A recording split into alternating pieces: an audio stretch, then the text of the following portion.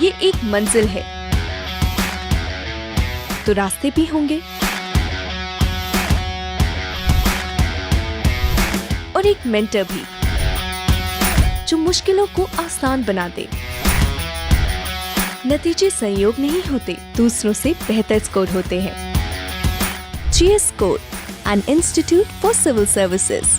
Good career is a process, and mentoring at GS Score is driven by primarily two objectives.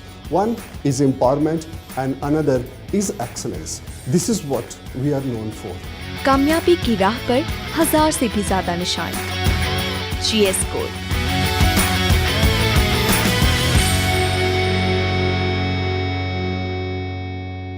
Hello everyone, my name is Manan Agarwal.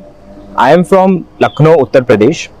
I have secured All India rank 46 in UPSC Civil Services exam 2022 and my optional was mathematics in this exam and this was my third attempt. मेरे first attempt में I had written mains and appeared in the interview. In the second attempt I could not clear prelims और जो मेरा ये third attempt है, in this I got the rank 46. So इस video में मैं अपनी GS4 की स्ट्रैटेजी डिस्कस करना चाहूँगा क्योंकि मैंने फर्स्ट मेंस में मेरा GS4 में स्कोर वाज 86 और जो सेकंड मेंस था मेरा थर्ड अटेम्प्ट वाला ये वाला इसमें मेरा स्कोर था 107. सो मैं अपनी कुछ जो एक्सपीरियंस था दैट वो शेयर करना चाहूँगा कि कैसे मैंने I could improve my score from 86 to 107. So first of all GS4 में हमें जब सिलेबस हम देखते हैं कई सारी चीज़ें हमें लगती हैं कि बहुत आसान है और कैसे हम इसकी प्रिपरेशन स्टार्ट करें.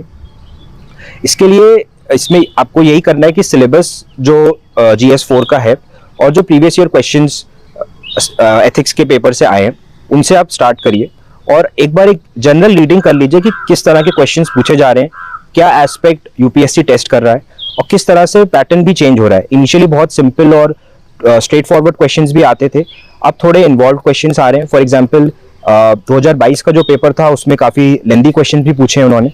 तो इस तरह से आप एक जनरल अवेयरनेस अपने माइंड में रखिए कि UPSC अलग अलग तरह से हमें टेस्ट कर सकता है GS4 के टॉपिक पे. जब हम इसकी प्रिपरेशन स्टार्ट करते हैं तो कई सारे हमें कंटेंट मिलते हैं कि ऑनलाइन हम सर्च कर सकते हैं, वीडियोज़ मिलते हैं. मेरा ये मानना है कि आपको जो भी सिलेबस में टॉपिक्स मैंशनड है उनकी एक बेसिक डेफिनेशन और एग्जाम्पल इतना एटलीस्ट पता होना चाहिए और फिर आप प्रीवियस ईयर क्वेश्चंस के जब को सॉल्व करने की कोशिश करते हैं तब अपने आप आपकी प्रैक्टिस बन जाती है कि कैसे मुझे जो मैंने डेफिनेशन से एग्जाम्पल्स हमने देखे हैं या सिविल सर्विसेज में कैसे अप्लाई होते हैं वो एग्जाम्पल्स, उसको हम कैसे लिंक करें कि एक अच्छा आंसर क्रिएट कर पाएँ. नेक्स्ट अब इसकी बात करना चाहूँगा कि कैसे मैंने अपने फर्स्ट मेंस से सेकेंड मेंस में क्या चेंजेस करे अपनी GS4 की स्ट्रैटेजी में और मुझे लगता है जो थोड़ा डिफरेंट था बाकी अप्रोच से. फर्स्ट ऑफ ऑल जो भी टॉपिक्स अभी मैंने जो भी पॉइंट्स मैंने मेंशन करे जो सिलेबस से हमें टॉपिक्स देखने हैं उसकी एक आप टेबल बना लीजिए कि जैसे for example leadership, selflessness, honesty, objectivity, इस तरह की वैल्यूज मेंशन्ड है.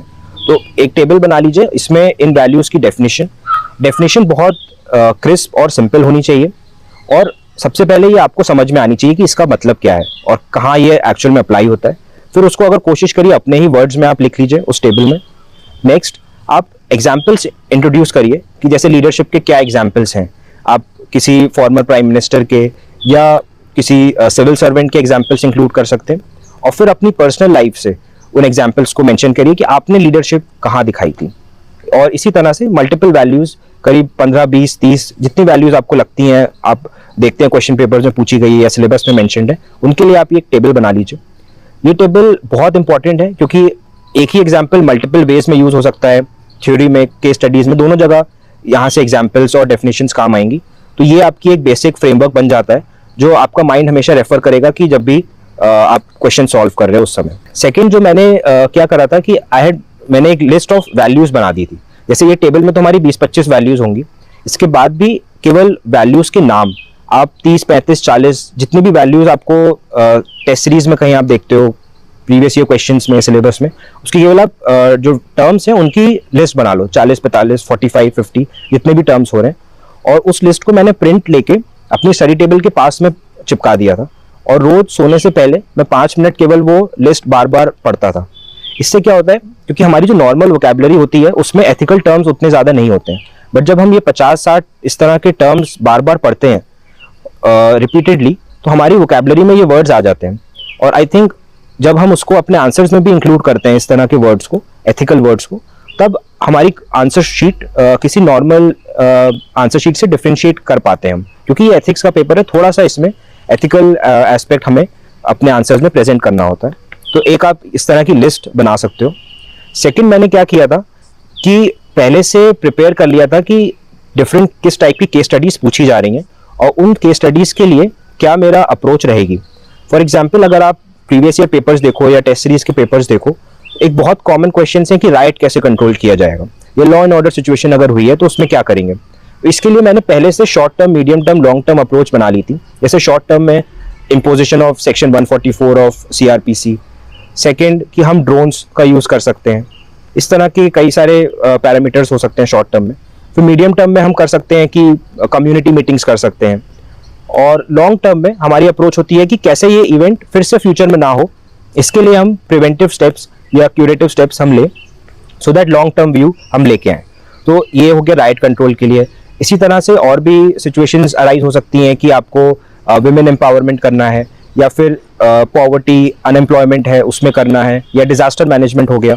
तो इन सब इस तरह के 6, 7, 8 टॉपिक्स आप यूज कर सकते हो, लिस्ट डाउन कर सकते हो, और उसमें आप देख लो कि क्या हमारी short term, medium term, long term approach होगी, क्या टर्म्स आप मेंशन करोगे, सो दैट आप, क्योंकि हमें केस स्टडी सॉल्व करने में 15 मिनट्स मिलते हैं, उसमें से 4-5 मिनट केवल केस स्टडी पढ़ने और समझने में चले जाते हैं, बेरली 10 से 11 मिनट हमें लिखने के लिए मिलता है आंसर। उसमें हमें सोचना भी होता है और लिखना भी होता है, और एक केस स्टडी जनरली 250 वर्ड्स की दी जाती है। तो 10 मिनट में एक इनोवेटिव सोल्यूशन प्रेजेंट करना थोड़ा चैलेंजिंग हो सकता है, इसलिए हम जितनी ज़्यादा प्रिपरेशन पहले से करके जाएंगे और रेडीमेड मटेरियल रखेंगे, उतना काम हमारा आसान हो जाएगा एग्जामिनेशन में, और हम बहुत अच्छे से हम अपना आंसर प्रेजेंट कर पाएंगे। तो फ्रेंड्स, ये हो गया रेडीमेड प्रिपरेशन का, कि आप पहले से कितने एस्पेक्ट्स प्रिपेयर कर सकते हो। इसी तरह से आप कुछ टर्म्स की लिस्ट बना सकते हो, जैसे कंपैशनेट कैपिटलिज्म हो गया, पीपल प्रॉफिट प्लैनेट अप्रोच हो गई, या shareholder to stakeholder approach हो गई। इस तरह से बहुत सारे टर्म्स होते हैं जो हम टेस्ट सीरीज के मॉडल सॉल्यूशंस में भी देखते हैं, या आप न्यूज़पेपर में कहीं आप पढ़ते हो। तो इस तरह के टर्म्स भी आप लिस्ट डाउन कर लो कि अगर कोई बिजनेस के ऊपर केस स्टडी आई तो वहां पे मैं ये टर्म यूज करूंगा, अगर विमेन पे आई तो वहां पे हम लिख सकते हैं कि where women are protected god resides there. इस तरह से इसका इसका संस्कृत में भी जो श्लोक है वो भी हम मेंशन कर सकते हैं। सो ये जितने सारे आप इस तरह के टर्म्स पहले से तैयार रखोगे, उतना हम अच्छे से अपने आंसर्स फाइनल एग्जाम में प्रेजेंट कर पाएंगे। और फाइनली एक और एस्पेक्ट को मैं मेंशन करना चाहूँगा, जो कि है कि बहुत फास्ट लिखने की भी ज़रूरत होती है एथिक्स के पेपर में।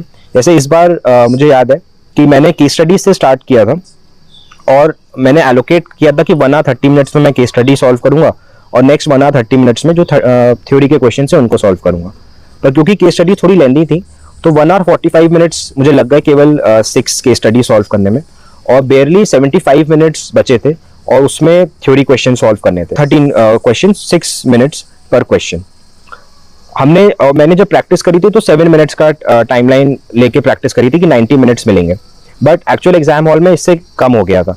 लेकिन क्योंकि एक बहुत ज़्यादा प्रैक्टिस हो चुकी थी एक्चुअल मेंस के पहले, घर पे जो मैं लिख के प्रैक्टिस करी थी, इस वजह से समहाउ मैं मैनेज कर लिया कि मैं सारे 13 क्वेश्चंस के एक सेटिस्फैक्ट्री आंसर लिख पाऊँ। तो फ्रेंड्स, इस एक्सपीरियंस से मैं यही बताना चाहता हूँ कि आप अगर घर पे ये प्रैक्टिस करोगे कि 6.5 मिनट्स का टारगेट लेके चलें अपने थ्योरी क्वेश्चंस के आंसर्स के लिए, और आप मल्टीपल आंसर्स लिखिए, चाहे प्रीवियस ईयर क्वेश्चन से लिखिए, चाहे टेस्ट सीरीज से लिखिए, और अगर आप फुल लेंथ 3 आवर का टेस्ट नहीं भी देना चाह रहे तो आप केवल 90 मिनट्स में सेक्शनल जो थ्योरी क्वेश्चन है उनको सॉल्व कर लीजिए, या आप 50 मिनट्स में कुछ 4 क्वेश्चन सॉल्व कर लीजिए, जिस तरह से भी आपको कंफर्टेबल हो। बट आप लिख के प्रैक्टिस करते रहिए, और इससे आपकी हाथ की मसल्स भी इंप्रूव होंगी, और सभी जीएस पेपर्स में इससे आपको हेल्प मिलेगी। So this was all about my GS4 strategy.